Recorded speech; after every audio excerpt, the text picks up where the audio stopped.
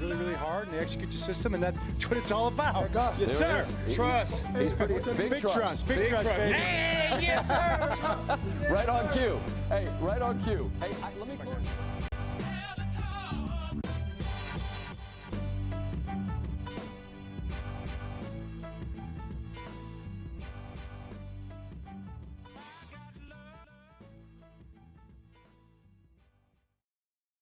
We're back again on the Jumbo Set podcast, Wednesday, October 23rd. My name is Jake Louque. We are brought to you by Jimmy's Famous Seafood, and on this episode by the Black-Eyed Susan Spices, hot sauce company who are fresh off their sauce's Red Flags appearance on season 24 of Hot Ones, the first Maryland hot sauce company to make it onto the YouTube sensation show where they burn the likes of Will Smith, Lewis Hamilton, Shane Gillis, Ryan Reynolds, and Ariana Grande, and even got to burn Pittsburgh Steeler Cam Hayward's face-off. Proud to announce 2 new sauces for this fall.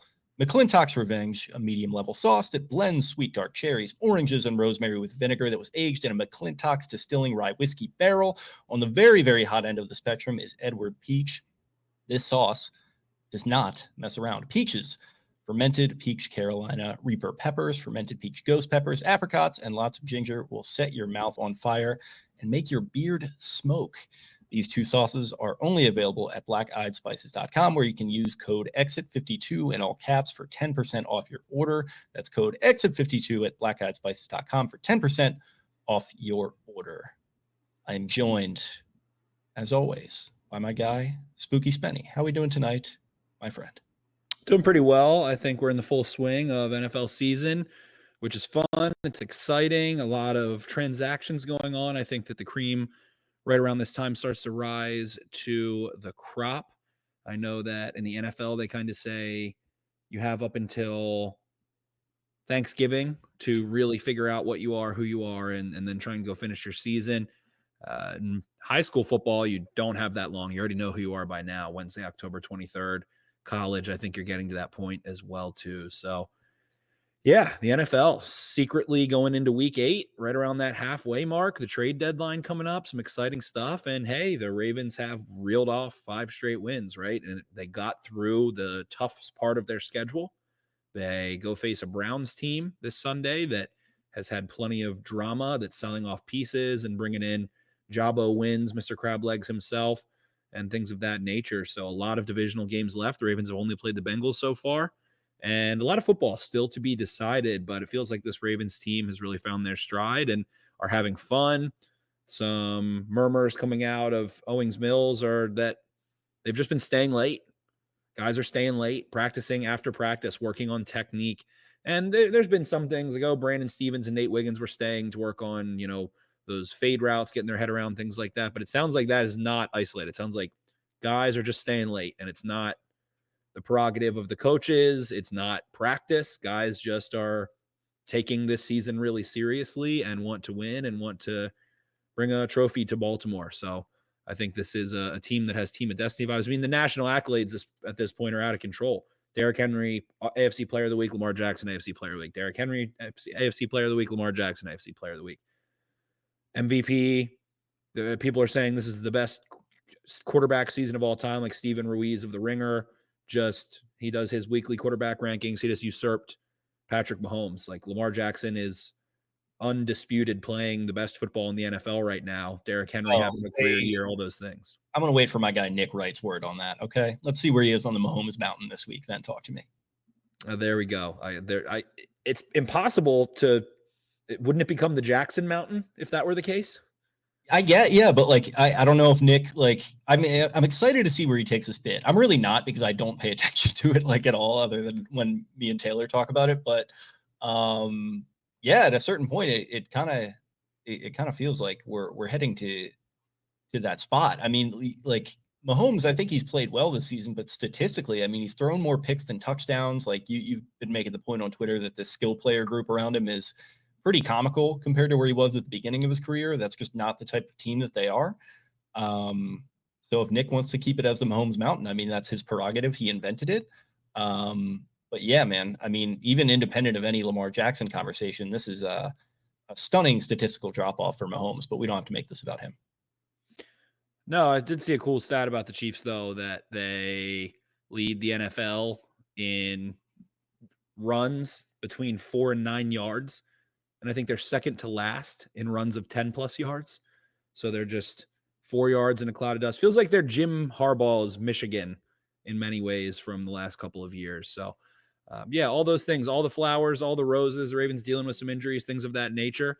But I'm excited, man. I'm excited for this team. We're watching a really fun team. You hope that they can remain healthy, and you hope that they can acquire a player probably at the trade deadline. I mean, what? You're projected to have 11 picks, right? A lot of comp picks, and that's the formula. When you have the heavy quarterback cap hit that you have, and you feel like you've done a good enough job working yourself into the window. We always talk about the window, right? So they've worked themselves into a point where it doesn't feel like there is a window. It feels like there's just kind of I shouldn't say that. There is a window, but I don't think it's going to close. I think it's a window that screws are kind of busted open right now. They haven't really made any drastic moves in a couple years. They bring in Roquan 2 years ago. They sign Humphrey to a big extension. They sign, Stanley a few years ago. The Lamar contract. What have they done since then? Marcus Williams is a big contract a couple years ago that hasn't, definitely hasn't worked out to this point ultimately. And we'll get into him and some things, but they haven't really gone crazy, right? They draft Zay Flowers. They bring in Jarek Henry on a modest contract, relatively speaking, to the cap. Nnamdi Madubuike, I guess, is the one move they've made in the last, 18 plus months, aside from Lamar Jackson's contract. So they have bullets in the chamber. They have a lot of cap flexibility. They have a lot of draft picks. They're in a good spot in terms of overall. So right now, while things are really exciting and all this media swirling's going on of, the Ravens, they're in a good spot, man. They really are. Financially, draft picks, stability, all of those things. So a huge credit to Eric DeCosta, to Ozzie Newsome, to Bisciotti. You can throw Harbaugh in that, absolutely, to this front office for getting them to the spot. And I mean, I'm not awarding them the Super Bowl champion at 5-2 sitting in October, but the plans work. Monken has worked. Zach Orr, the defense, things like that. We can get into it, but man, it feels like they made big boy decisions and they paid off big boy dividends. This is the first time in franchise history they've really gone all in on the idea of building around a quarterback, right? I mean, you could look at Bowler certainly, and he had, a couple weapons here and there. I think Mason was kind of the guy that was supposed to unlock him. That didn't work out, and it was just a much different era 20 years ago. Flacco, that they definitely did build around it, but that was pre-rookie wage scale 2011 CBA. So that entirely changed the sport. And then they certainly did not build around Flacco post-Super Bowl. They built around Lamar in a way when he came into the league. I think they wanted to try and help transition him as smoothly as possible. I think that worked up to a point. They held on to the idea a little bit too long. I don't think they did enough, or at least succeeded in building around him in the correct way. But what they were trying to do when they did start to build around him, I think this is the platonic ideal of what they were trying to do. I think this is that, but in the positive timeline where it is two successful tight ends and you could throw Kolar in there. I think it's a wide receiving core that has two very competent, if not very good starters, and you've got a Nelson Aguilar in the mix and a couple other draft picks in a Tyler Wallace, who's made a couple plays here and there, and a Tez Walker. And then obviously the running back really was kind of the big thing. I mean, since Mark Ingram, they've not had a guy like this that can really hold it down and kind of take the pressure off of Lamar when they need him to and sort of be that closer like we talked about. So you got Henry, you got Justice Hill, amazing bit of business right there, a guy who's been super valuable for you on another modest contract, like you said. We're going to talk about Keaton Mitchell returning to practice this week. Obviously, we don't expect to see him this game, but the fact that he's already back out there, I think less than a year after that really tough injury he suffered against the Jags, is huge. Just kind of adding pieces. And you mentioned that trade deadline. Perfect time to go and strike. I mean, other teams have kind of already made their moves. I think the Bills did a really nice job getting Amari Cooper. We see DeAndre Hopkins go to the Chiefs tomorrow, or yesterday as you're listening to this, which is, obviously I think it'll be a good move for an offense that really needs it.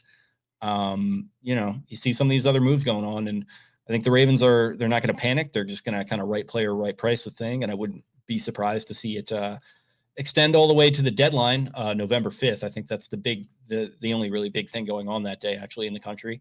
So yeah, excited to see what they do.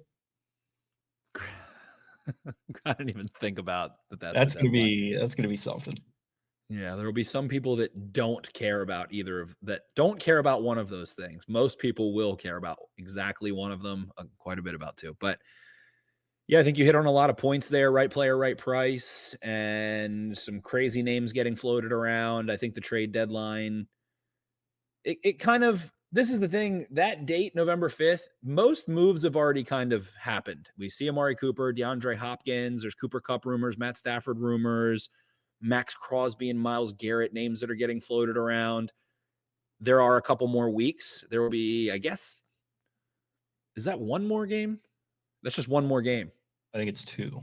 Is it 2? I think so. November 5th. Yeah, It's whatever. Tuesday. Yeah. Yep. So there'll be 2 more games, which is good. That will be a little bit more definitive. When we look around the NFL, we see teams like the Jets, who just traded for Devontae Adams. What if they lose another game or two? Like, not sitting pretty there. The Patriots, definitely already sellers. The Chargers could be buyers or sellers. The Raiders could end up being buyers. Let's say they reel off 2 wins in a row. I'm not looking at buys here, but Browns definitely sellers. Tetons definitely sellers. The Yags, who knows? I would wager they might be in the selling shape. Giants, probably sellers. Rams could win 2 games. Cooper Kupp, Puka Nacua, both supposed to return. Rams also have the Thursday game tonight as you're listening to this, so I would not expect a Cooper Kupp move to be made before that. No, and it was curious, and someone that we'll get into the kind of questions later, but someone that I'm super interested in if I'm Eric DeCosta. But Rams could be buyers, could be sellers, could do nothing. Bears probably not. That whole NFC North, probably buying, if I had to guess, especially the Lions, especially the Vikings. Maybe the Packers sit a little bit more tight. Panthers, Saints, probably sellers. And I mean, Bucks, man, who knows? What if they lose 2 games and then let's say Mike Evans' hamstring isn't what you want and Chris Godwin is done for the year and suddenly you're maybe 4-5? Wouldn't be the most insane thing in the world if you don't have either of those guys for 2 weeks for that to happen. So a lot of teams that are on the fringe. Does feel like there's a lot of sellers, though. Feels like there are some basement dwellers. And I'm thinking of the Colts here. What's the Colts record right now? Sneaky 4-3. Could sit tight, could be buyers. But we just went over probably 5-6 teams that could definitely be sellers. That's a lot. And the big rumor on last year's draft class was that it was like not a class where you wanted to have a bunch of picks and it was not a deep class. There weren't as many draftable players as usual on people's boards. Like a couple years ago, there was like 180, 190 guys on some boards. Last year, supposedly it was like 140. It was supposed to be a really thin draft and probably some of that because of COVID. So I haven't heard anything on that from the big draft guys, but let's say this is another 170, 180 kind of draft board class. Those teams might want a lot of picks, and guess who has all the picks and could benefit from both of those things? The Baltimore Ravens. So we'll get into that a little bit more, but just kind of wanted to scale it back and give a shout out to Eric DeCosta really for where they are, where they stand. They're chilling, man, and chilling after an 0-2 start, chilling, absolutely chilling. You feel good about where they are, the direction of the team, about Bateman, Andrews, Likely, Flowers, that combination of guys. You've got Derrick Henry for another year. Don't think he's slowing down. That's another whole conversation. Henry hitting 30. He is not like us. Kendrick Lamar, he is not like us. He is not like the average NFL running back that falls off after 30. Dude's eating raw spinach every day. He is the exception, not the rule. What a look on that IG Live the other night too. He had like the shiesty on, but it was like not covering. He like didn't have it covering his face. It was just kind of around his head. He had a little bit of a Buzz Lightyear vibe going. And just, had some real kind of fun with that. Like you could tell it hurt him that Zion McCollum caught up to him there. And he was like, he's continuing the self-deprecation. He like made some kind of like, woe is me comment about how he's not actually Himmy, in his locker room media availability today. Cause he's got like the Himmy award in his locker. And there, somebody, I guess, asked him about him. He's like kind of sighs. He's like, I'm not Himmy this week because I got caught. Like, it's just kind of, I like the Derrick Henry Eeyore arc is very nice when he gets caught like that. And hopefully he'll be ready to kind of, redeem himself for that, so to speak. Something that like a Bucks fan would hate or I would hate if Oh, I was yeah. a Bucs fan. I'd be like, shut the fuck up, you motherfucker. Someone said, I can't remember who on Twitter, I think it was one of the big national guys, said, has there ever been a human that is, we know he's at least 240 pounds. Like, I think that's safe to say. The minimum he weighs is 240. Has there ever been a 30-year-old human, 240 pounds and above, that can run 21.82 miles an hour, let alone in pads with a football? Like, he might be the first human that can run that fast, that big at that age ever. Well, I mean, good luck to him if he meets Anthony Edwards in the hole. It sounds like he's going down if that's the case. Ant's got him cooked. Speaking of that, we can get into some more stuff, some questions here. We'll do our kind of underrated, overrated. We totally forgot, or at least I forgot, we did the mega culpa, which is a way better name, basically, for that same thing. Right. So we'll get back to brass tacks, and we'll reinstate mega culpa here. But yeah, wanted to hop into a little bit of film real quick. Have maybe 6-7 plays queued up here, and wanted to get into a couple things that stood out to me on tape. Couple of just like very interesting things. First and foremost was everyone talking about the toss sweep. Like, how did the Ravens close the game out the week prior with the big toss on the outside? So this is the opening drive of the game. And we see the Ravens, I think this might've been the second play of the game. You're going to get that toss sweep action. It's going to suck the defense up, and you're just going to see a screen right into it. The Ravens know that the Bucs are going to try to be physical. Todd Bowles is going to try to be physical. So they fake it. Quick screen to Zay Flowers to Ronnie Stanley out there. Bam, first down. Easy, smart, makes sense.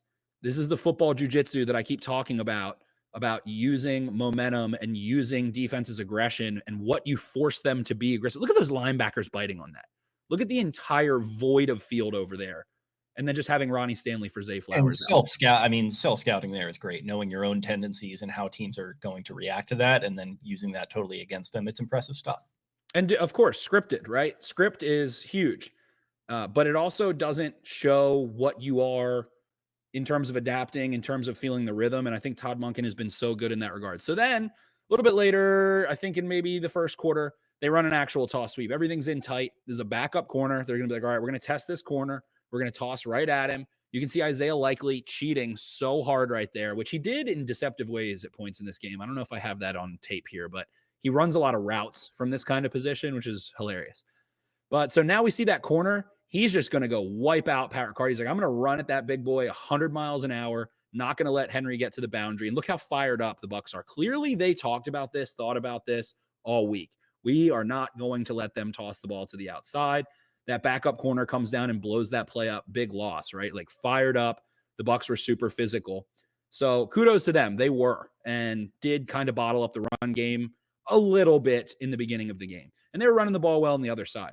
So then we get my favorite play of the game. I've talked about it 11 times now, but here, let's make it 12. So now you run it at Zion McCollum. He's going to bite down. This is in the second half. I believe this is just into the third quarter.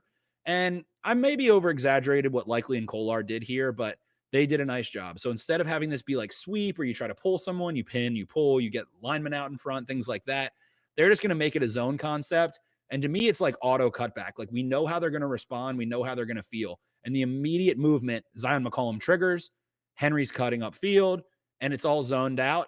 And then bam, it's one-on-one Derrick Henry in space with the corner. Lamar runs by him, takes him out of the picture, goes and gets Antoine Winfield. This run was so much more insane than it appears, because Henry just kind of like threw his hip around and didn't quite get this foot in bounds. This was a touchdown. Like, this was a touchdown, if a little bit different here. We'll see it on the reverse angle, but just one little different move timing-wise on the sideline from Henry. Not like it was anything bad he did. So much space, so much fun. Lamar Jackson blocking, yada, yada, yada. But just look at how close this was to being a house call again. And I rewind it here. So close, right there. If he just has like swung his hip a little bit, or something was just a little tiny bit different, that's a house call. How about a better block from number 8 there? I think we're going to have to get him in the film room this week. And he got blown up right there too. No one talked about that aspect of it, right? Yeah. No one talks about Lamar getting washed out. That he kind of just fell. Listen, I love the effort, but let's get a little more sand in the pants next time there, Lamar. Come on. Yeah, with the pink mouthpieces and the diamond grills, everything. He's flying in the air. Look at the little mini scorpion Lamar has right here. Right on his head, falling down. It's rumbling, stumbling, bumbling. Look at him in midair right there. Yeah, I think me and Banks talked about that on the post show. It's like, yeah, I don't know if I love seeing him go down in that fashion. Absolutely not. And that's just kind of like the recklessness of this team, right? So flipping over to the defensive side of the ball, this is the first thing that I'm starting to get worried about the inability. I feel like I'm crying wolf a little bit here, where it's like, this doesn't kill you at all, but it just doesn't make sense. This is 3rd and 3. And this is, I have popular concept here. We're going to get to the popular concept. It's aside from this one. It's a tight formation. You see mesh out of this very often. You see traffic basically out of this very often. So we see the bunch. It's basically 4 strong. Mike Evans isolated on the backside here. So do they want to throw the ball? Probably. You see pass sets everywhere around. The Ravens clog the middle of the field there. I don't really care if the Bucs run for a first down, but what sense does it make? Roquan did nothing wrong here. He was out on it. He just can't get through that traffic. That is the easiest first down you'll ever see in your life. Like, he is lined up, mugged up in the A gap here.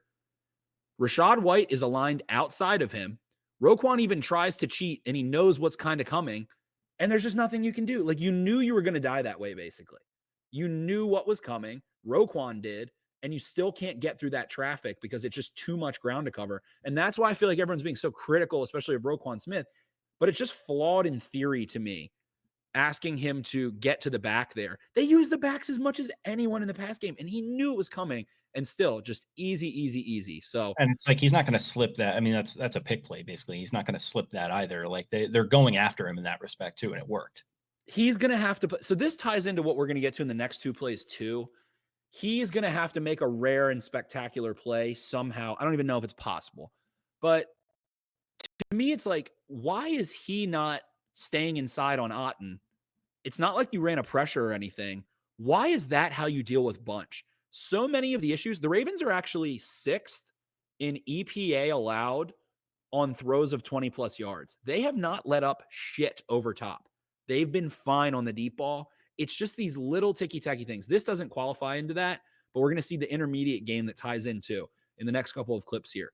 Actually, how many 71 coverage grade from him in PFF this week too. I was surprised to see that. I don't think he was like bad in coverage in this game, but I remember I clocked that play you just showed like right off the bat. I was like, fuck, man, are they just going to victimize him like this all night? And I don't think that they necessarily did. But 71, I mean, that's pretty solid. That's in the green. So he's doing well. There's a play that we get to, the Marlon Humphrey interception, which is going to be the Clipper City tide turning play of the week. But this ties into that too, right? So now we're going to see again. Now it's going to be trips bunch. And how many times the Ravens run this too? This is, for my money right now, probably the most popular simple pass concept in football. Godwin is going to flare out and become the number 1, and then he's just going to run underneath of the bunch. If this is going to play for me, if I hit play, that might help, right? So we're just going to see him bubble out. And now you're still asking Marlon Humphrey to man up when he has all that space and a natural pick. How many times are you going to have to see this? Until the other option is, instead, if I rewind, I'll play it again. I think I just played through. Then I'll probably rewind it. We can just see the next example, actually. Same exact concept. How many times are you going to have to see this burn you until you switch it so that Roquan stays, Humphrey takes the vertical threat, and Steven stays outside? How many times? This is like, I'm not even kidding. I'm trying not to embellish. That might be the 11th time I've seen this exact play run against the Ravens. And again, that the high level conversation could be, that's how we want to lose. Like, we're fine with that. But if this is a more explosive player than Chris Godwin, he might just house this. Like, how is Marlon supposed to be able to get there? Could he? I believe the one where I think the one where he bobbled it. It was that one. It's this one. This was a 3rd down, correct? It was 3rd down. Yep. Yeah. And so this one is too. Both of these are 3rd downs. Yeah, right. So situationally, it's like, if you want to die a certain way, that's fine. But like, let's try and at least have some situational awareness and protect the sticks and do what we need to do. Like, if we see this again, tendency, if we see Godwin flaring out, he's going to come back in the middle. He's going to have that natural pick that you talked about, and he's just going to be either wide open or he'll have a step or two, and that's easy for a player like him. So it's just the same thing. And to me, it's like, just pass off instead. And what is the downside of that? I guess that, like, if they run, I don't even know. I mean, like if Marlon is turned, what it becomes is 4-on-3 here, essentially. The back is also wide open. So that's the other issue of that, I suppose, down here, which is an issue. But again, can't always perfectly cover everything. The other teams get paid too. The other offensive coordinator is an NFL offensive coordinator for a reason. But so they're playing conservatively. I mean, you've got too high. So the back is here. You've got help to the honey hole here. You know, you've got, I think that's Hamilton, if I'm not mistaken, to try and go run with Evans if you want on third down. It's third and short. But so you have 4 defenders. So why is it not like, why is Simpson not sliding a touch and Roquan Smith is angled inside and Humphrey is down? Like, I don't know, just pass off instead. I think that is, I want to try to run numbers on it. It would take me a little while, but I think that is like the quintessential reason why they have allowed such a high pass success rate, especially when they're leading. They just let you run underneath of them and let you run into the middle of the field. So that is maddening to me because I just want to know the answer. Like, are you letting them do it and you're just going to lose that way and you're fine? If so, I can get it if it's intentional. If you're like, no, we just don't want the deep ball thrown over us. We just want to, you know, well, what do I break joke? like you love to say. I was going to say, what do I joke about? But in a serious tone, like it sounds like we're discussing the idea of bend but don't break. And the thing about bend but don't break is like I have a lot of fun with it, but like it's a lot more fun when you can get home with 4, or if you can get home with the gentleman's blitz, you know, rushing 5. I don't know like that they necessarily have the horses to do that consistently. Matabike, we've seen it a ton from, always had his flashes, but they just don't have the horses up front right now to make that happen. So it is going to be a lot of the easy stuff like we're looking at right here. And if you can make your tackles, that's fine. And I think they've been a decent tackling team, but overall, I think situationally, maybe get a little bit better in defending the sticks when you have that idea in mind.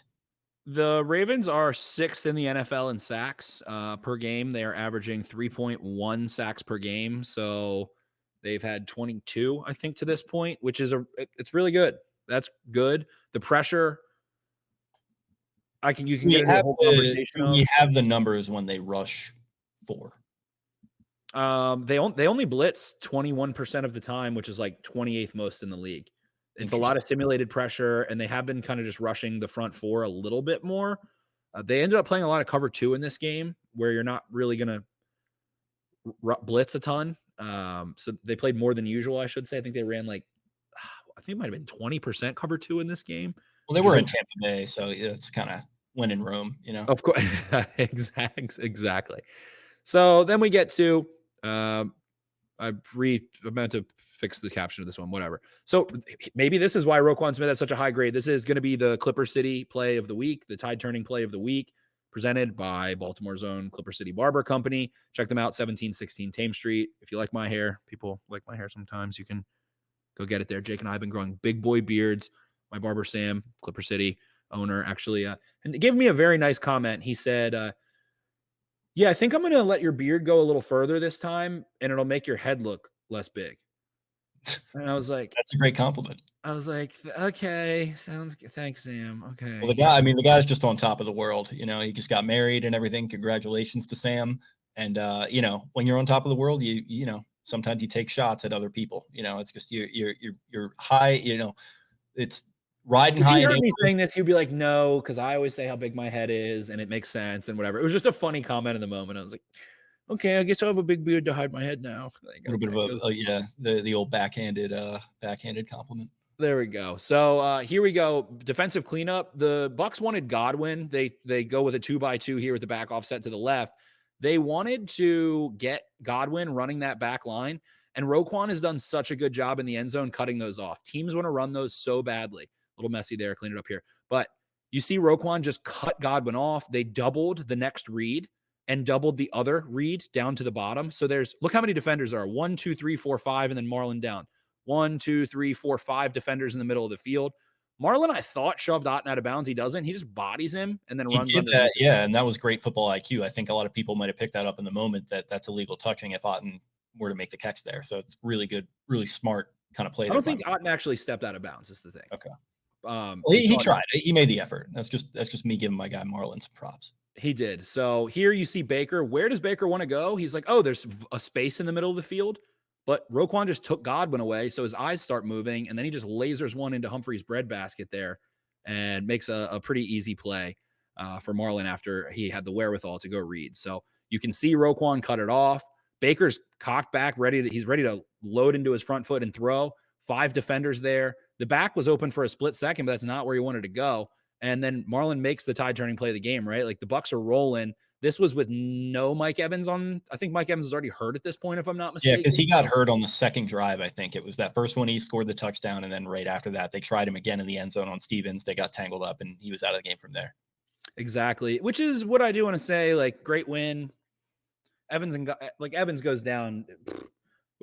Bucs probably score some more points with Evans on the field. He was causing some structural issues, and he's just that good of a player. So yeah, give the Ravens credit in ways, but also take it with a grain of salt. That was mismatch city with him, like just physically. Like you look at him lined up against Nate Wiggins, which I think we got a time or two. It was just like, Jesus Christ, like this is not going to I don't know why they didn't throw it. They had it. They just, I mean, and the thing is, Evans also is such a good late separator because he'll just lean and then he'll slingshot himself using your momentum. He uses his arms really well too. Like the Steve Smith, like knowing how to offensively pass interfere without making it obvious. Like he's got those long kind of Mongol. And he doesn't fully extend it. So it's not pass interference. He half extends like a condor's wing. Yeah. So it's fine. Favorite part of this play also was this apoplectic Bucs fan at the end that I'm going to highlight. So you see Baker go through. It's getting messy in there. You see Trenton Simpson ready for him if he wants to run. And let's just see this Bucs fan's face. Like knowing that the Ravens had already started to figure it out offensively at this point in the game. Up top here, my guy in, I don't know, maybe Doug Martin t-shirt or jersey. I'm not sure. I don't know. Surrender Cobra is already out. Yeah, I love the guy who was in the stands who just tore his jersey off and screamed the Ravens are the best fucking team in the NFL. And just, I don't know if he was changing allegiances or what was going on there, but that was entertaining. I feel like the Bucs love the Ravens. I don't know.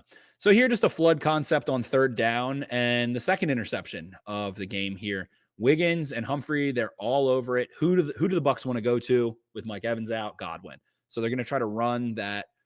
You can see the stick all the way. The Ravens are going to roll coverage here with the safety, and we're going to see Wiggins take the third. Humphrey kind of is just going to take that flat and then drift. And Roquan Smith, again, does a really nice job getting to the sticks and taking away inside leverage. So Humphrey's just going to peel off because the Louque is a tight end, and it's so short that they would have been able to rally and make the play. So again, you can kind of see they just have 3 guys lined up there, and Baker's just trying to rip one. Humphrey peels off, probably steals Nate Wiggins' interception. Maybe he drops it, but Humphrey was just unbelievable in this game. And it wasn't just that. It wasn't just the picks. It was the physicality. It was running in coverage on Godwin. It was coming up and making plays in the run game and the screen game, him and Kyle Hamilton both. Humphrey is playing unbelievable football. Glad that there's no structural damage there from the knee ultimately. Yeah, he said did not practice as of Wednesday. So I'm guessing a walkthrough. Yeah, it's true. I will say I'm guessing we will not see him against Cleveland. It's not worth it. Yeah, I mean it is Jameis Winston. They have handed over play calling duties to Ken Dorsey here. Stefanski announced. So yeah, I think Jameis will be at the very least. He'll probably try you deep. And, this would have been a good game to have Marlon based upon what we saw last week with his able to get his hands on the football, unlike some other players on this defense right now, tragically. But yeah, I think you're right. I think it's probably not worth it. I think, you got to just find a way to get through this one and not try to get through it like you tried to get through the Raiders game, but you know what I mean? Yeah. I mean, on the offensive side of the ball, you're in such a good place, and the Browns we'll do the Browns preview tomorrow, but Jalen Armour-Davis back at practice, Arthur Mollett, I assume is going to be active. And then you've got Brandon Stevens. They traded away Amari Cooper. There's an eye for an eye there. So no disrespect to Cedric Tillman, Elijah Moore, and Jerry Jeudy, who I'm not surprised to see them pop the fuck off from this moment forward, especially in like fantasy production wise. Cedric Tillman had 8 for 81. Jerry Jeudy feels like a receiver that Jameis would love with his ability to kind of separate and track late, and Elijah Moore being that underneath option. So not surprised. I know a lot of people are going to look at that Browns game like a trap game, and hey, maybe rightfully so.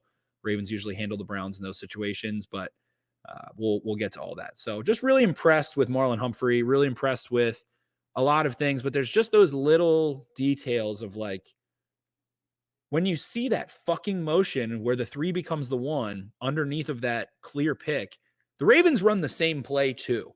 So it's working for a lot of teams, and it is an issue probably, but I don't know. It's just those little things on like third downs, cleaning that up. I don't know. That's something that a lot of teams are probably also dealing with. And we're getting to the point where it might be time to experiment a little bit and do some different things and try to get more situational awareness. When you see that little bunch, let's assume they're going to do it. Let's drop the edge defender from the other side of the field under that to undercut it, which they kind of do at times on different things. But let's say Kyle Van Noy is lined up on the opposite side of the field where they're running that motion under. Drop him right underneath it. Like, have him run backside and go be the hook defender. He'll probably fucking pick it off, or the quarterback's gonna have to hold the ball and maybe you can get home. So looking to see them get more creative with that concept. If I'm other teams, I'm running it. Like if I'm the Browns, I'm running that 4 times like in the first half and seeing what the Ravens do. Yeah, no, I could definitely see that, especially with the new play caller in there. And I think Dorsey actually did a decent job in Buffalo. It's kind of just one of those things where he was there for a little while. It kind of went south. And yeah, we'll see how it goes to see how they attack these tendencies. I keep waiting for this defense to have the kind of where's your pride game. I guess they kind of did against Buffalo, but they keep talking about they don't respect us. He had Roquan in the huddle before that game. These motherfuckers don't respect us. Well, that first drive, if there were, if that was any indication, they didn't really need to. But ultimately, I think they tightened up. And again, we talk about that Cowboys game, how the narrative was maybe a little wonky about that because of the onside kick. Same thing happens here. He had a fumble recovered, in Ravens territory, and I think Bucs scored off of that one as well. So a couple short fields there, and they had to get back onto the field quickly after a couple series. So maybe a little bit skewed, but yeah, definitely still some things to clean up. Certainly. I posted on Twitter, seeing if there was any questions, anything interesting time. We're trying to get back to our regularly scheduled programming, following some travel last week and then the Monday night this week. So we'll do the preview tomorrow, have some Sunday games consecutively, and get back to regularly scheduling program. Had a few questions. Rant and Raven, Cody, would love for each of you to pick one offensive and one defensive player you'd like for the Ravens to acquire at the deadline. I'm going to go with Randy Moss and Deion Sanders in their primes, probably there. Randy Moss, the horse announcer. Yeah, so that we can get Randy Moss. We can get the way too early predictions on Pimlico 2025. Yeah, for sure. I love that. Got Calais Campbell. Anyone on the Dolphins? Like, people have talked about Javon Holland. I don't know why the Dolphins would get rid of him. That's someone I want to sign to a long-term contract, regardless of whether I'm changing coaches or whatever. Sure, Calais Campbell, Deshaun Hand there, Clowney, Zadarius Smith, a lot of familiar faces. Smith has been a while, but yeah, there's some players about Tyrann Mathieu from the Saints, I think, who has played a lot of deep safety the last 2 years, more than people think. A lot of familiar names. Marcus May, another one that could be available.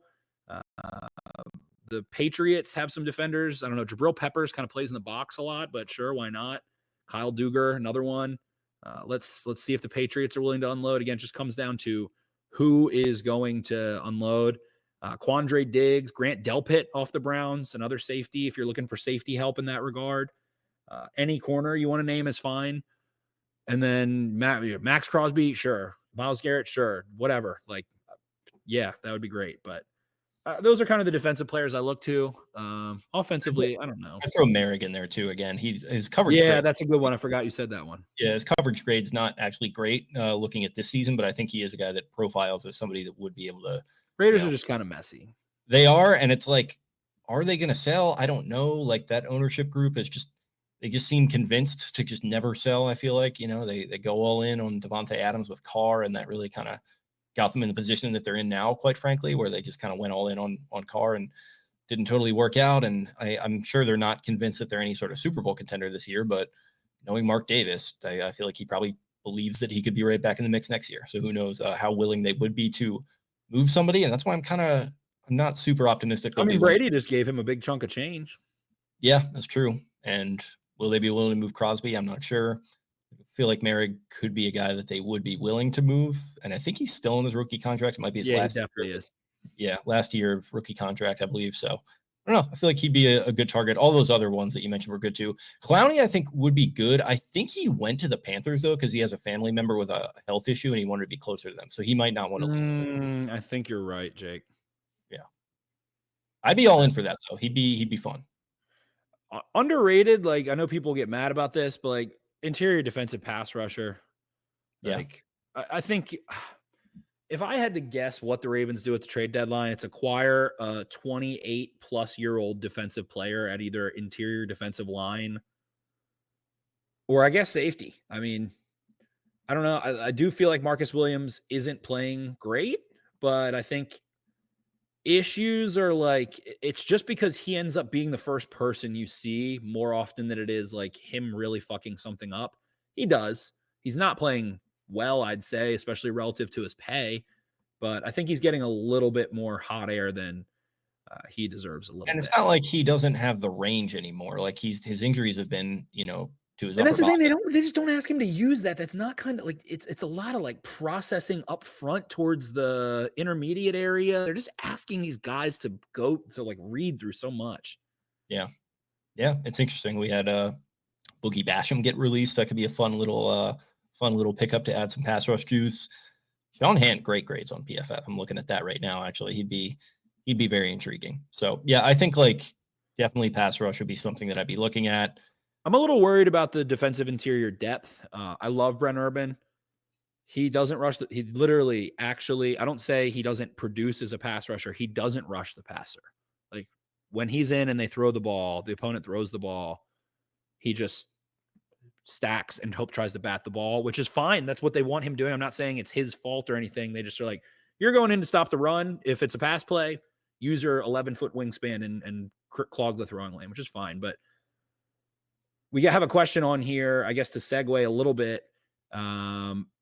It was somewhere. It was like a question about like injury.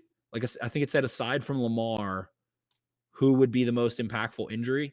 And like that's why the trade deadline sucks, not being like week 11, because I think Zay Flowers, we saw roll his ankle. He didn't practice today. Luckily, he rolled it the way that is like less damaging. He rolled it out, not in. And whatever the inverse, whatever plane, whatever words you want to use. I don't know. It's late in the night. But Cooper Kupp floated out there. People are like, well, we already have Bateman. We already have Flowers. We already have Likely. We already have Andrews. That's all great points. They're great. Are they going to stay healthy? I don't know. Like if Zay Flowers goes down, I think that's a big fucking deal. They use him in a lot of different ways. Bateman has played well, but him and Flowers are. And that's like they can get injured. Guys can get sick. Deebo Samuel had pneumonia right when they were about to play the Chiefs, and he couldn't. He tried to go and he couldn't. Like, and we've seen it with Lamar Jackson. Like, shit can keep guys out of games like out of nowhere. So depth is important. So, but then it's like, well, what are you just gonna like go around a magic orb and try to, have a seance and figure out who's going to get hurt? I don't know. That could drastically change in the next couple of weeks. Hopefully not. We'll knock on wood for everyone's health there. But yeah, like interior defensive line, let's say Matabike or Jones can't go. Then you're playing a lot of Mikey Pierce, more than you probably want to. And what else is there? I think interior defensive line is a depth issue. I think they could use a bolster there anyway, just to keep it fresh. They've been keeping Urban inactive every couple games against the opponent. Like it's a matchup based thing. If they're worried about the run, I think they activate him. I don't think they have enough bodies in the interior defensive line. They inactive Washington in this last game. So yeah, I think he was hurt. Yeah, he was hurt. Yeah. So Washington has to step in. I think that's a big spot. Safety wise, I think a lot of issues can be resolved from Mollett coming back and hopefully Marlon being healthy and Hamilton playing actual safety more. And I know people are like, well, he's better around the line of scrimmage. I agree, but I think he's still really good in a deep half or rolling coverage at times. And I think it just adds more to the tool belt of what you can do. So safety could make sense. You can never have too many corners. I'm looking at interior defensive line, corner, receiver. And I think Cooper Kupp is an incredible addition because of the playoff experience, because of the financial. If he's going to be dealt, why the fuck not? If it's a third round pick, why the fuck not? He's a Super Bowl winner. He has incredible attention to detail. He's played in an offense that can provide insight for you. He blocks really well. It's just being more diverse. He's one of those guys, another one of those guys. Back in 2017, they were going to pick him. They were going to pick him in that third round, and he got taken just before them with the Rams.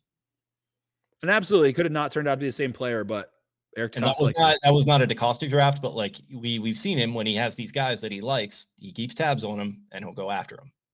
he likes to sniff He's like around those guys. he's like a little truffle pig. Yeah, he's just sniffing it out. I like yeah. Well, love that. Yeah. So yeah, trade wise, what else we got on here? Some other questions. Since everyone's talking about dream scenarios, Michael Parsons, no. Why do our linebackers seem to get pick played more than any team I can recall? We covered that throughout. Since we're rolling into fall, favorite candle scents.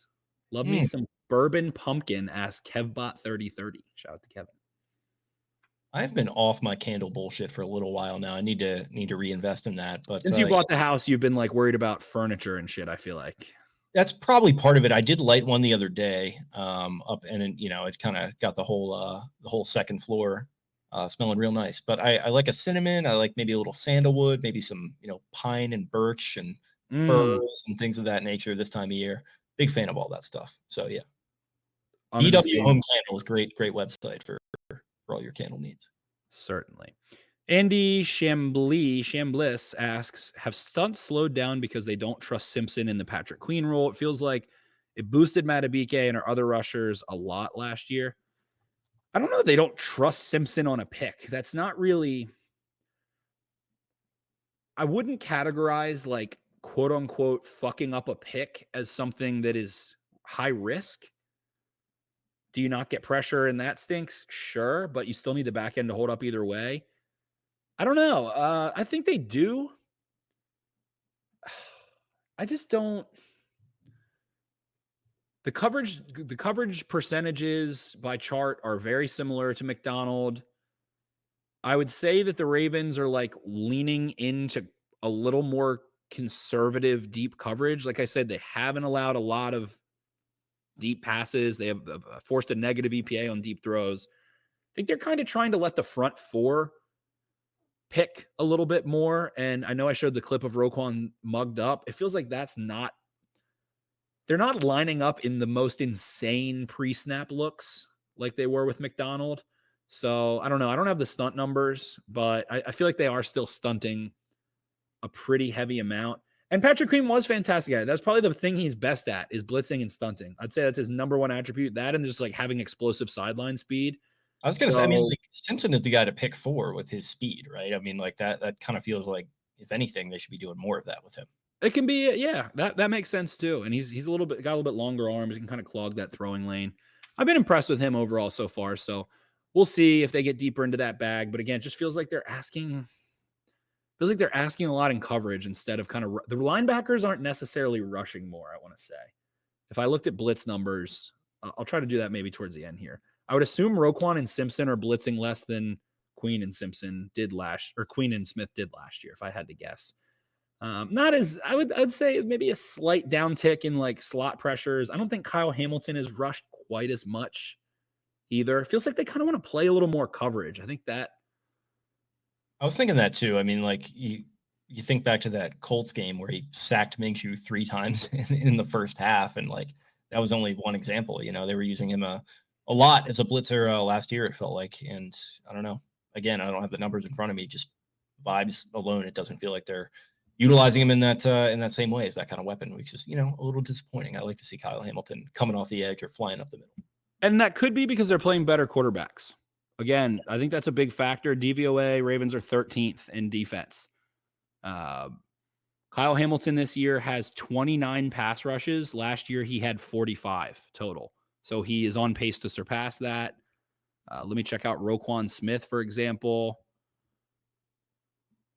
I think Roquan Smith here has 38 in 450 snaps. Last year, he rushed the passer 105 times on 1,200 snaps. Those feel like similar percentages. And let's check out Trenton Simpson as another one.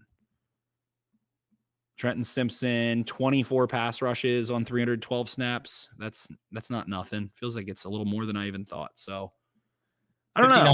59.9 pass rush grade overall through the season. Bad, probably towards the lower end. Yeah, he had an 82.2 in the first week. You're saying Simpson? Yeah, graded not well. And let's reference that with Patrick Queen last year. and he had a 67.8. So I don't know. Still, PFF hates fucking linebackers, so I don't even know what I'm doing. I hate Patrick Queen in particular. I mean, that's yeah. Oh yeah. A couple other questions in there, perhaps. I lost my place a little bit, but we can get them back. Position group to target at the deadline. Is the pass rush just non-existent? Again, they're 6th in sacks, so I think a little less pressure, but it feels like they can determine things. Someone said lore on why you don't like Enter Sandman, just PTSD of the Ravens blowing games, and I also think it has nothing to do with Baltimore. I just think it's manufactured. Like Virginia Tech already does this, right? Like we I like the song. I like Metallica, right? It's pretty straightforward. The guitar shit, it's a little stock. But yeah, it just literally is a little stock. Yeah, it's kind of like you would just pick this out of like, an AI chat GPT, like what's the fourth quarter song that we should play? And they just pulled it out of a hat, Enter Sandman. It's like, well, come up with something. That might have literally been how it was discovered. And even Jake, you saying it's a little stock. There's a reason we say it's a little stock is because of what is the name of the documentary? I don't even know. One of the greatest documentaries. Some kind of monster. Yeah. Some kind of monster, the Metallica. I like Metallica. I listen to them. I enjoy them. I don't know. I don't know. It feels like they're trying to we've said this before. It feels like they're trying to manufacture Ray Lewis's intensity in the aggregate. And I went to we trade for Roquan Smith. We'll play this new song. I don't know. A little bit of be this really the marketing wants to be this really tough but classy, freaking slick, like a really clean boxer from 1937 or something. I don't know. I went to a small private school from middle school through high school, and I was the second graduating class of this school, I should say. Second overall. There were 13 people in my high school's graduating class. Not that many more in the one before me. Not that many in the ones after me. It's still pretty small. I was the second class, and they were like really trying to overdo it on this idea of traditions at one point. And me and my friends would just kind of like snicker behind the faculty's back at each other. Like, tradition, like we're the second class. Like you can't just like manufacture traditions out of nowhere. Like if you want to like do something and like make it a thing every year, that's cool, but don't tell us it's a tradition, right? Don't like try to force it.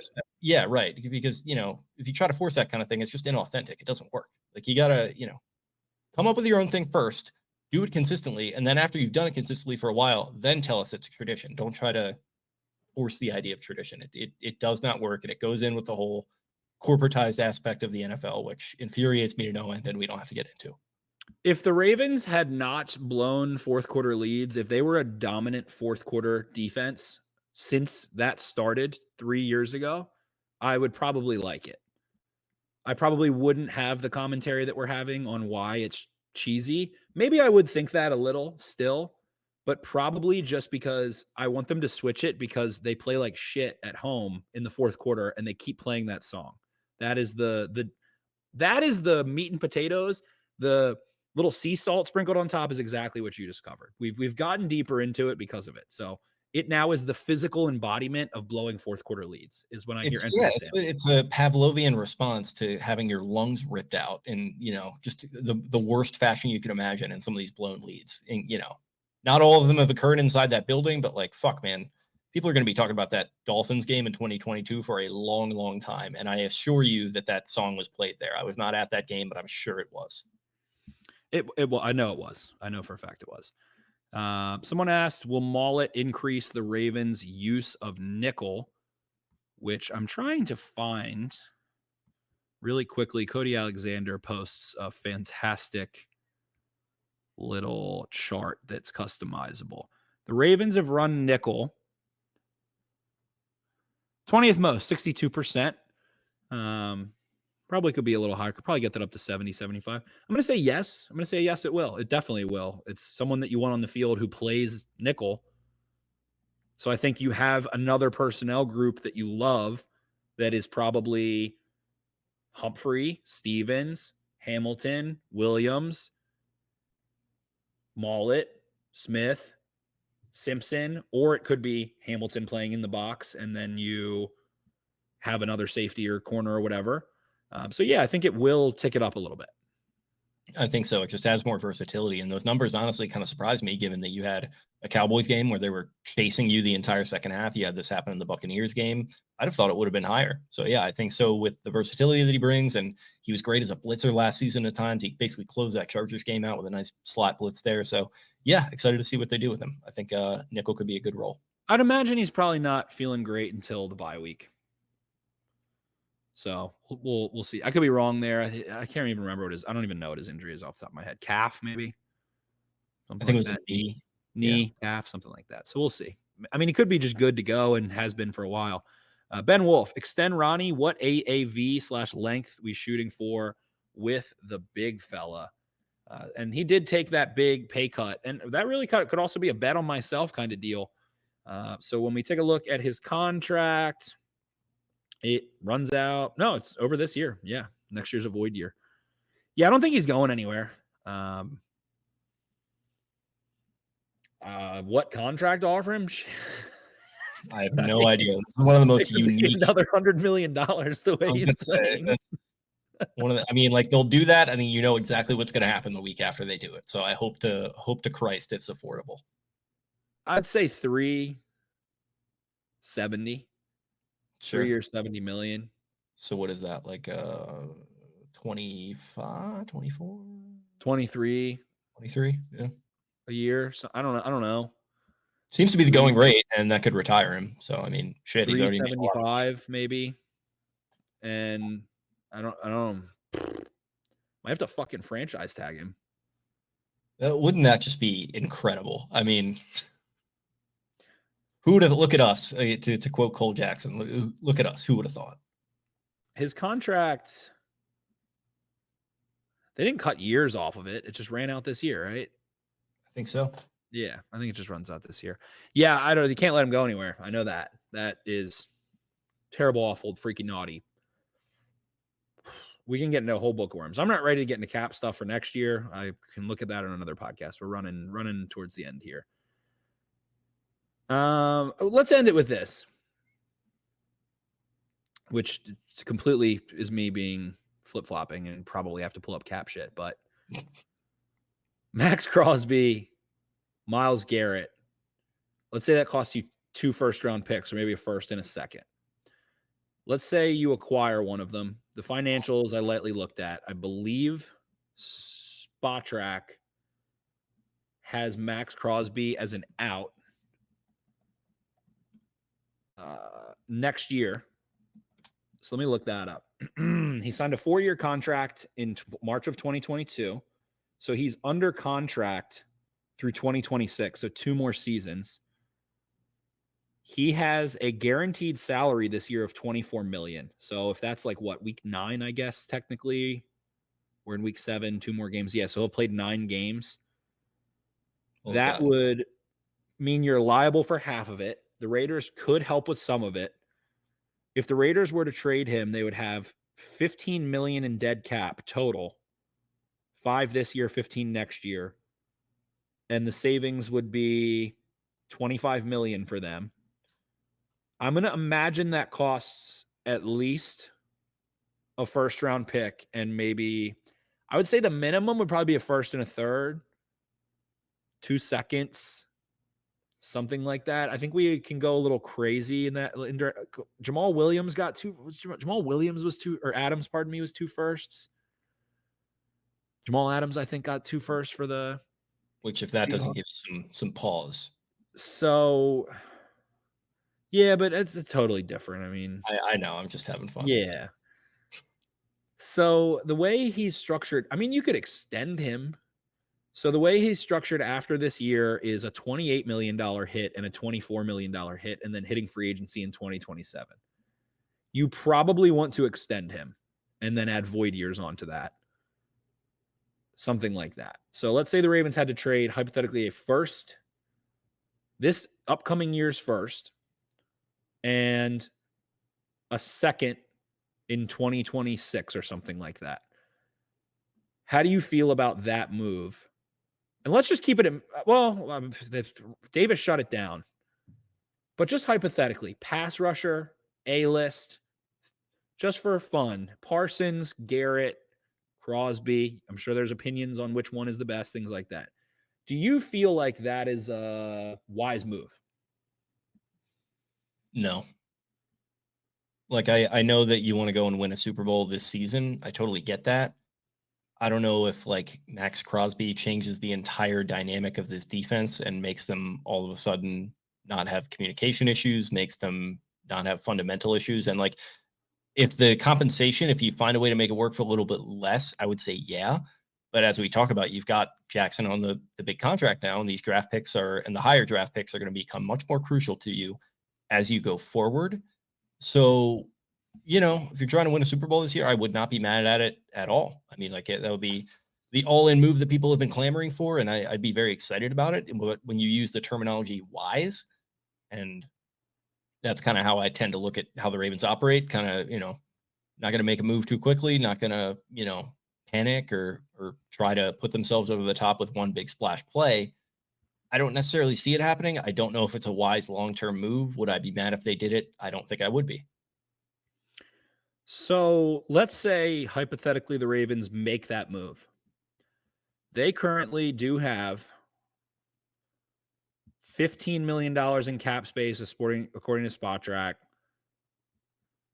Their ability to restructure players is heavy. Lamar Jackson next year, $43 million hit. Marlon Humphrey, $25 million hit. Roquan, 23. Marcus Williams is not playing on an $18 million cap hit next year. I imagine that is done. It just, again, this is a whole wormhole thing, but the Ravens could restructure Lamar up to $15 million, which is fine. Marlon, 11. Not the end of the world. Marcus Williams, they could restructure, or let's see if they cut him with the post-June 1st. The Ravens could save $12 million by cutting Marcus Williams, which could help you pay. But the issues to me are Ronnie Stanley, we just talked about. Mark Andrews maybe gets extended or reworks a deal or something like that. I don't know. It does truly feel like, and you to talk about it in a football perspective, it changes the way your opponents have to play you. If you have Max Crosby, you're probably going to have to double him. Whoever you put on the other side is a one-on-one. Matabike is going to get more one-on-ones. That's going to limit the amount of routes that are being run downfield or what those routes are and chipping and underneath, things like that. So I think it can cover up some weirdness you have going on and maybe some question marks for you because it probably changes the math. And I'd say pass rush does win Super Bowls. So I don't know. It just, is Max Crosby one of those players? I'd say yeah. Is he actually available? I don't know. I can only speculate. But him, I don't think the Browns would dream of trading Garrett to the Ravens. That would be insane. That would be truly insane. That would be like the amount of hell that they have put their fan base through for the past couple of years. And again, did anybody expect them to trade 3 firsts for someone with 65 sexual assault charges? No, they didn't. But like this would be, that fan base still hates the Ravens. Like kids that weren't even alive when that move happened, which I guess isn't even that young at this point, but like adults that weren't even alive when that move happened hate the Ravens because of that move. Like if they were to do that, that would be like, they would lose fans over that. To say something to Browns fans, if that is your thing that gets you out, you might have to do some soul searching. I just had to get that last dig in there. But. Yeah, that's what I was gonna say. If that's what it is, then okay. I get it. I hated the Orioles when they traded Manny Machado, and it wasn't to the Yankees. I basically wasn't an Orioles fan until like 2021 again. And I genuinely still hate the Orioles. I'm not going to any games next year. I'm not going to an Orioles game until they win a playoff series. Yeah, I'll see about that. You're going to be decked out in your jerseys up there holding court in the center field bar. Nope. Only thing I've ever felt like I genuinely wasted money attending concert-wise or sporting event-wise was the wild card round, going to 2 Orioles home playoff games. It was a waste of money. Yeah. And I got a deal on tickets too. I got a great deal. And I still feel like, well, not even really, because the tickets ended up being so cheap. But I mean, yeah, I got all we got some offered to us for free, and I couldn't go because of fucking work. So yeah. So if you were to do that, you probably let Brandon Stevens go and have Humphrey and Wiggins be your corners, which is fine. Draft more. You don't have a first round pick next year. Probably, I would say that pick is 30, but still. I was gonna say, if you can get out of this only giving up one first round pick, and then let's say it's like a third, I think I'd be okay with that. Like, and again, I'm okay with it either way, but like I feel like that they could justify that to themselves because it will be probably a late one. So yeah. And we can get into, again, we can only speculate who's actually available, and maybe you would have to offer 2 firsts to get Crosby out of there. Just what's the point of trading him? The only point of trading Crosby is to acquire as close to a guarantee at quarterback as you can possibly have. And the Raiders are probably going to be able to keep Crosby and instead deal picks if needed to get there, for instance. So it's a whole can of worms. But man, Crosby, Garrett, Parsons, sure. Elite. Chris Jones is an elite pass rusher. He is as much a reason why the Chiefs have won Super Bowls as anyone else is. I mean, without him, I don't think that defense has nearly the teeth it has. I don't think the Chiefs have won 3 Super Bowls without him at all. He is fucking dominant. Aaron Donald won a Super Bowl for the Rams. Neither of those guys play on the outside, but so on the inside. Is that good? He is that fucking good. He's definitely good. And I've said those comments. Like, it's like I've said both of these comments, but I don't think they win the Super Bowls without him. At the same time, like, he shouldn't be the end of the fucking world for the Ravens in week 1. Stupid. So yeah, whatever. I'm just an idiot. I just contradicted myself, and you got me there. But yeah, I don't know. Fun hypothetical. Probably not going to happen. The Ravens will probably acquire whoever the 2024 version of 2020 Yannick Ngakoue is. That's who the Ravens will acquire. That's my prediction. Sure. Yeah, I think I'm right there with you. I think they will get somebody. I don't think it will be an overwhelming move, but I expect it to be a starting caliber player at the very least. So, and yeah, we'll see what happens. I feel like one other stupid thing is that the Ravens special teams is so young and so dumb, and we haven't talked about the onside kicks and those kinds of things. Like, the Ravens are typically the team that would love to kick off and make teams return it and have this whole plan. Harbaugh openly was like, we don't want to kick it and have teams return it because our guys are so young. We have a bunch of UDFAs. So, I don't know. Maybe some special teamer like that wouldn't fucking shock me. Josh Ross just claimed by the Seahawks.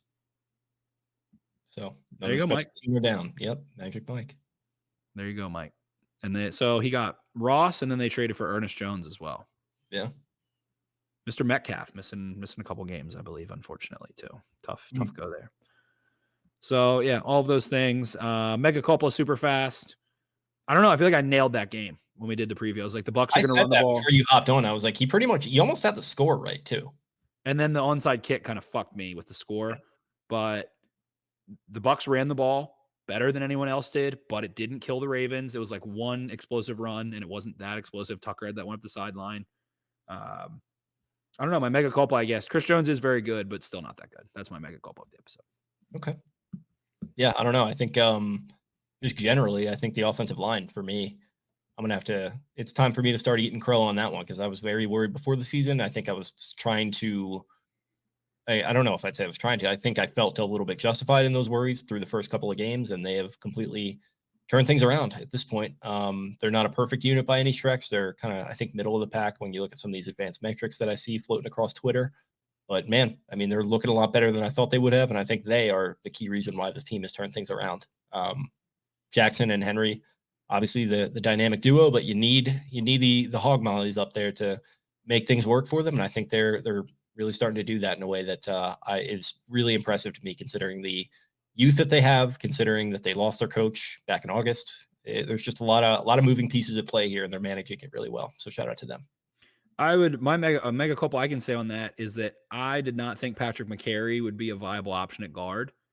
And that's stupid because last time he really played guard was 2020. It's been 4 years since he last played guard. And moving him to left guard and Rosengarten playing right tackle, Falele has been competent enough and isn't blatantly fucking up anymore. So that's great.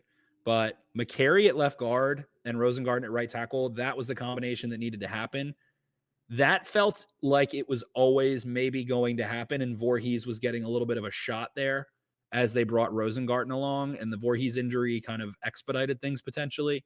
Maybe, maybe not, but McCary's been nails at left guard and is such a good Raven. Patrick McCary is such a good Raven. He is going to be in Baltimore on radio shows in 2037 all the time. I could just see that. He's a Baltimorean now and such a good Raven. So give Pat McCary his flowers. Someone that has literally played meaningful snaps at 5 different positions for the Ravens for years now. Quietly for years, he's been doing this. We interviewed him when he was a rookie, I remember. And I remember him telling us that he thought he was going from California to Baltimore, where he thought the weather was going to be nice and cool at the end of the summer. And boy, was he in for a rude awakening when he got here and it's 100 and, humid and all that kind of shit. Yeah, I think he reminds me of Justice Hill in that way. Just not really talked about a ton by national media. Justice Hill's starting to get to the point where he's properly rated, I think. I think everyone kind of knows people are hip to him now. But yeah, McCary's just a guy he's done it all since his rookie season, basically. Some injuries that he's dealt with, but yeah, just a consummate pro. Seems like he's happy to be here, and I'm happy they have him. Certainly, great points there. So with that, a little bit of a longer one. We'll get back to our regularly scheduled programming. We'll do the preview tomorrow for the Browns. And yeah, contest. I meant to mention that earlier. We're going to be announcing the winner of the Derrick Henry jersey giveaway by subscribing on YouTube and posting it somewhere. You can DM it. You can post it on that thread. You can do it on Instagram, whatever. Send a carrier pigeon. But we're going to be announcing that on the 31st. We should be recording the preview, I believe, on the 31st. So we'll announce it then who won that Derrick Henry jersey giveaway. There's still plenty of time to enter. You have 8 days to do so. Well, 7 probably now so that you're listening to this. So yeah, we'll do that next week, next Thursday. Absolutely, we will. Thank you guys for listening to another week of the Jumbo Set. We'll be back at you tonight live for the preview of the Browns game. If you want to be tuned into that, subscribe if you're not already. And if you do subscribe, tweet that at me or Spenny, and we'll get you in the running for a free Derrick Henry jersey to win on Halloween. Like the videos, comment on all of them to get that algorithm pumping. Share us with a friend. Follow us on social media at Exit52 Podcast on X and on Instagram. I am at Jake Louque. That's Louque. Spenny is at Ravens 4 Dummies. That is the number 4 in the middle there. Eric is at EDITTI22. Brian is at Barstool Banks. And Taylor is at Taylor Smythe 10. We'll talk to you guys very soon. See ya. Arrivederci.